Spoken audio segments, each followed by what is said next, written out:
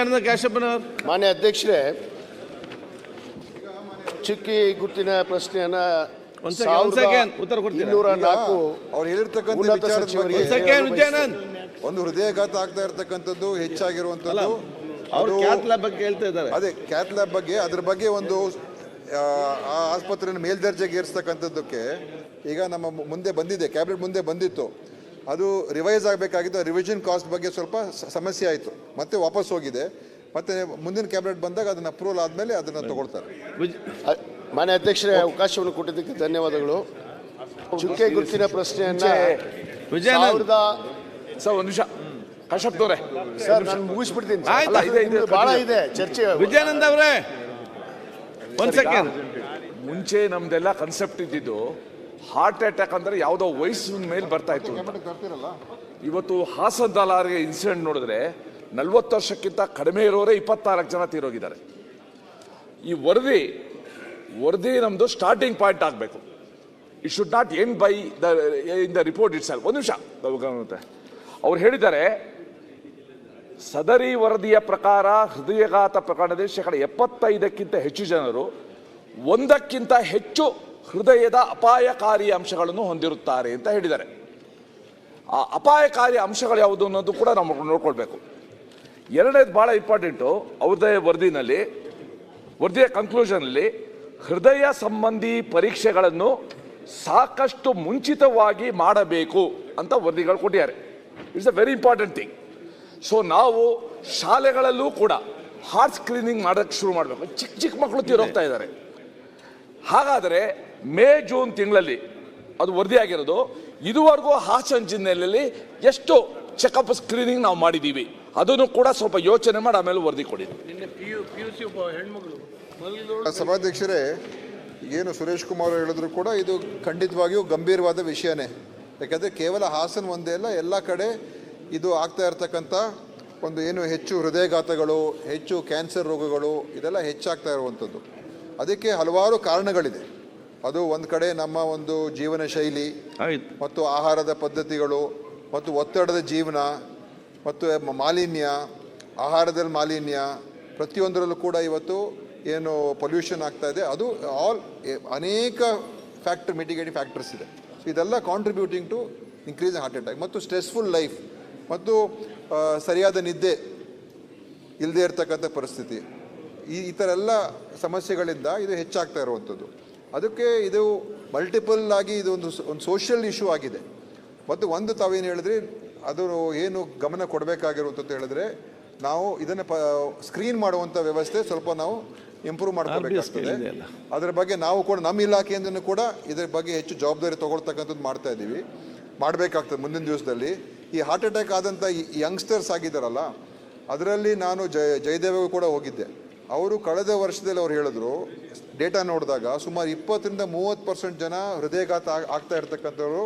ಅದರಲ್ಲಿ ಹೆಚ್ಚು ಈ ಆಟೋ ಡ್ರೈವರ್ಗಳು, ಕ್ಯಾಬ್ ಡ್ರೈವರ್ಗಳು. ಹಾಸನದಲ್ಲಿ ಪೊಲ್ಯೂಷನ್ನು, ನಿದ್ದೆ ಸರಿ ಇರೋದಿಲ್ಲ, ಹೊರಗಡೆ ತಿಂತಾರೆ, ಬೇರೆ ಬೇರೆ ಅಭ್ಯಾಸಗಳು, ಇದೆಲ್ಲ ಕಂಬೈನ್ ಆಗಿ ಅವರು ಈ ಬೇರೆ ಬೇರೆ ಅವ್ರಿಗೆ ಸ್ಟ್ರೆಸ್ ಆಗಿರ್ತದೆ, BP ಹೆಚ್ಚಿರ್ತದೆ, ಡಯಾಬಿಟೀಸ್ ಹೆಚ್ಚಿರ್ತದೆ, ಅದು ನೋಡ್ಕೊಳ್ಳೋಕೆ ಹೋಗೋಲ್ಲ, ಔಷಧಿ ತೊಗೊಳ್ಳೋದಿಲ್ಲ, ಬೇರೆ ಬೇರೆ ಕೋಮಾಬಿಡಿಟೀಸ್, ಇದೆಲ್ಲ ಕಾರಣ ಆಗ್ತದೆ. ಸೊ ನಾವು ಒಂದು ಕಡೆಯಿಂದ ಈ ಏನು ಆಟೋ ಚಾಲಕರು ಮತ್ತು ಈ ಕ್ಯಾಬ್ ಡ್ರೈವರ್ಸ್ಗೆ ಪ್ರತ್ಯೇಕವಾದಂಥ ಒಂದು ಅವ್ರ ಸಂಘ ಸಂಸ್ಥೆ ಜೊತೆ ಮಾತನಾಡ್ತಕ್ಕಂಥದ್ದಕ್ಕೆ ನಾವು ಈಗ ನಮ್ಮ ಇಲಾಖೆಯಲ್ಲಿ ಚರ್ಚೆ ಮಾಡ್ತಾ ಇದ್ದೀವಿ. ಅವರಿಗೆ ಪ್ರತ್ಯೇಕವಾದ ಸ್ಕ್ರೀನಿಂಗ್ ಮಾಡೋದು ವ್ಯವಸ್ಥೆ ಮಾಡೋಣ ಅಂತ. ಕ್ಯಾತ್ ಲ್ಯಾಬ್ ಬಗ್ಗೆ ಹೇಳ್ತಾರೆ, ಸಾಕು, ಅದಕ್ಕೋಸ್ಕರ ಅದನ್ನೇ ನಾವು ಮಾಡ್ತೀವಿ. ಮತ್ತು ಶಾಲಾ ಮಕ್ಕಳಿಗೆ ತಾವು ಹೇಳ್ದಂಗೆ ಸುಪ್ರೀಂ ಕೋರ್ಟ್ ಕೂಡ ಹೇಳಿದ್ದಾರೆ, ಏನಂತ ಹೇಳಿದ್ರೆ ಶಾಲಾ ಮಕ್ಕಳಿಗೆ ಮೆಂಟಲ್ ಸ್ಟ್ರೆಸ್ಸು ಇದೆ, ಮೆಂಟಲ್ ಕೌನ್ಸಿಲಿಂಗು ಕೂಡ ಇದೆ. ಸೊ ಅದರಲ್ಲಿ ಏನಾದರೂ ಕೂಡ ನಾವು ಏನಾದರೂ ಇನಿಷಿಯಲಿ ಸ್ಕ್ರೀನಿಂಗ್ ಮಾಡ್ತಕ್ಕಂಥದ್ದಕ್ಕೆ ಏನಾದರೂ ಒಂದು ಕೆಲವು ಪ್ರಕ್ರಿಯೆಗಳು ತೊಗೊಳಕ್ಕಾಗತ್ತ ಕೂಡ ನಾವು ಚರ್ಚೆ ಮಾಡ್ತಾ ಇದ್ದೀವಿ. ಆಯ್ತಾ? ಈಗ ನಾನು ನನ್ನ ಕಾನ್ಸ್ಟಿಟ್ಯೂನ್ಸಿಲಿ ಇದಕ್ಕೋಸ್ಕರ ಜಯದೇವ್ನ ಕರೆಸಿ ನಮ್ಮ ಕ್ಷೇತ್ರದ ಎಲ್ಲ ಶಾಲೆಯ physical education teachers, gymnasium trainers, yoga centres, ಇವರೆಲ್ಲರಿಗೂ ಕರೆದು CPR ಟ್ರೈನಿಂಗ್ ಕೊಡಿಸಿದೆ ನಾನು. ಇವತ್ತು ತಾವು ಮತ್ತು ಎಜುಕೇಷನ್ ಡಿಪಾರ್ಟ್ಮೆಂಟ್ ತಗೊಂಡು ನಮ್ಮ ರಾಜ್ಯದ ಎಲ್ಲ ಶಾಲೆಗಳ ಈ ರೀತಿ ಯಾರು ಸಾರ್ವಜನಿಕ ಸಂಪರ್ಕದಲ್ಲಿರ್ತಾರೆ ಅವ್ರಿಗೆ ಈ CPR ಟ್ರೈನಿಂಗ್ ಅನ್ನೋದನ್ನ ಮ್ಯಾಂಡೇಟರಿ ಮಾಡಿ ನಮ್ಮ ಎದುರುಗಡೆ ಏನೋ ಆದಾಗ ಸ್ವಲ್ಪ ಆ ಒಂದು ಗೋಲ್ಡನ್ ಮೂಮೆಂಟ್ವರೆಗೂ ಇಳಿಸ್ಬೇಕು. ಇದನ್ನ ಬಗ್ಗೆ ಸರ್ಕಾರ ಗಂಭೀರವಾಗಿ ಬಂದು ಒಂದು ವ್ಯಾಪಕವಾದ ಒಂದು CPR ಟ್ರೈನಿಂಗ್ ಆಂದೋಲನನೇ ಮಾಡಬೇಕು ಅಂತ ನಾನು ಕೇಳ್ಕೊಳ್ತೀನಿ. ವಿಜಯಾನಂದ ಅವಕಾಶವನ್ನು ಕೊಟ್ಟಿದ್ದಕ್ಕೆ ಧನ್ಯವಾದಗಳು. ಚಿಕ್ಕ ಗುರುತಿನ ಪ್ರಶ್ನೆ ಲಾಸ್ಟ್ ಪ್ರಶ್ನೆ 1204 ಉನ್ನತ ಶಿಕ್ಷಣ ಸಚಿವರಿಗೆ ಕೇಳಲು ಬಯಸ್ತೇನೆ. ಅಧ್ಯಕ್ಷರೇ, ಉತ್ತರವನ್ನು ಒದಗಿಸಲಾಗಿದೆ. ಉತ್ತರವನ್ನು ಒದಗಿಸಿದರೆ ಮಾನ್ಯ ಅಧ್ಯಕ್ಷರೇ, ಕಳೆದ ಸರ್ಕಾರದಲ್ಲಿ ಏನು ಕೆಲವಷ್ಟು ವಿಶ್ವವಿದ್ಯಾಲಯನ ಈ ರಾಜ್ಯದಲ್ಲಿ ಹಲವಾರು ಜಿಲ್ಲೆಯಲ್ಲಿ ತೆರೆಯಲಾಯಿತು. ಅದರಲ್ಲಿ ನಮ್ಮ ಜಿಲ್ಲೆ ಕೂಡ ಬಾಗಲಕೋಟೆ ಜಿಲ್ಲೆ ಜಮಖಂಡಿಯಲ್ಲಿ ವಿಶ್ವವಿದ್ಯಾಲಯನ ಬಾಗಲಕೋಟೆ ವಿಶ್ವವಿದ್ಯಾಲಯ ಅಂತೇಳಿ ತೆರೀಬೇಕು ಅಂತೇಳಿ ಪ್ರಾರಂಭಿಸಿದರು. ಆದರೆ ಅಲ್ಲಿ ಏನಾಗಿದೆ, ಸ್ಥಳದ ಕೊರತೆ ಇದೆ ಮಾನ್ಯ ಅಧ್ಯಕ್ಷ. ಅಲ್ಲಿ ಸರ್ಕಾರಿಯ ಯಾವುದೇ ಸ್ಥಳ ಇಲ್ಲ.